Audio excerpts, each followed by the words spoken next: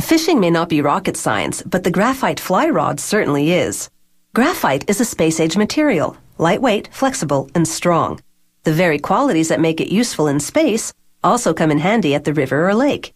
It explains why graphite fly rods are now mainstream in the fishing world.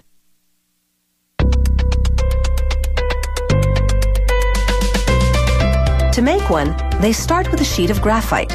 They cut out shapes following precise measurements.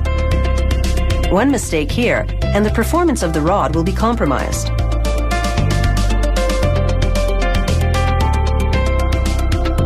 This will be a 3-piece rod with a butt piece, midsection, and tip. They place the shape on a tapered steel mandrel and peel away the paper backing.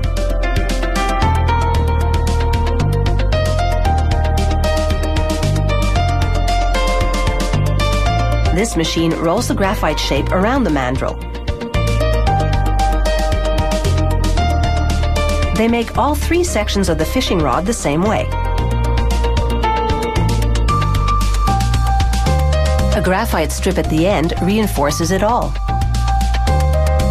The graphite remains on the mandrel for the next step. They wind polypropylene tape around the graphite to squeeze out any air pockets between the layers.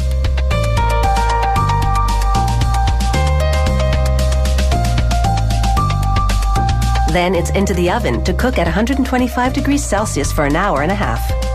The tape won't melt, but resins in the graphite will, baking the rolled layers together.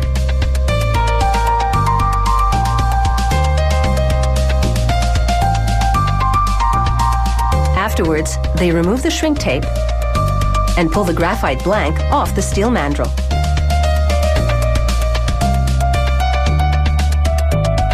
Then the rod blanks go for a dip in a special finish which turns it a deep blue.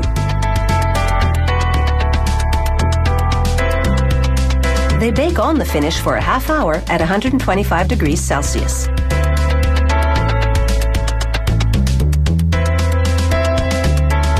Afterwards, they measure the rod sections and cut them to size so they all fit together.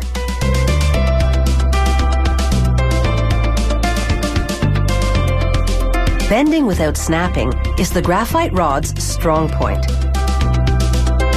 They hot glue the stainless steel tip to the end.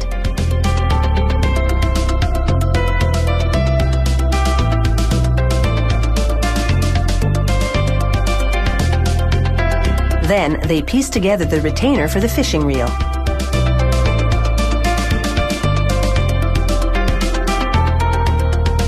This lock nut will allow the reel to be tightened.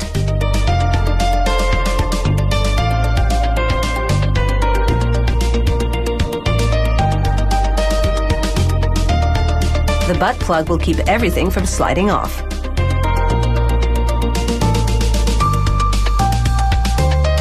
They glue cork rings together to make a handle. Then they shape it with a chisel and sandpaper.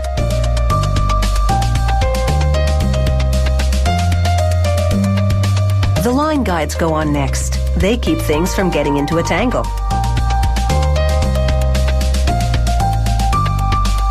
They wind thread around it to secure it to the rod, 1 foot at a time.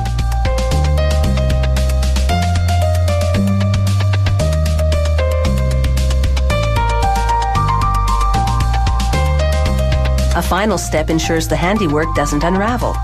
They place the rod in a rotating jig and brush 3 coats of glossy epoxy onto the thread wrap. This not only protects it, but gives it a nice finish.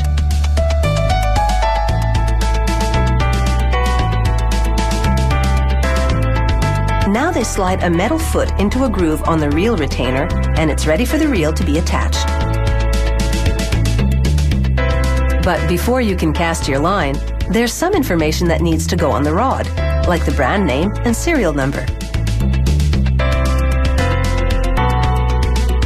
A final inspection, and it's almost time to test the waters. The reel snaps into place, and it's easily adjusted with the lock nut. The rest is a matter of bait and fate.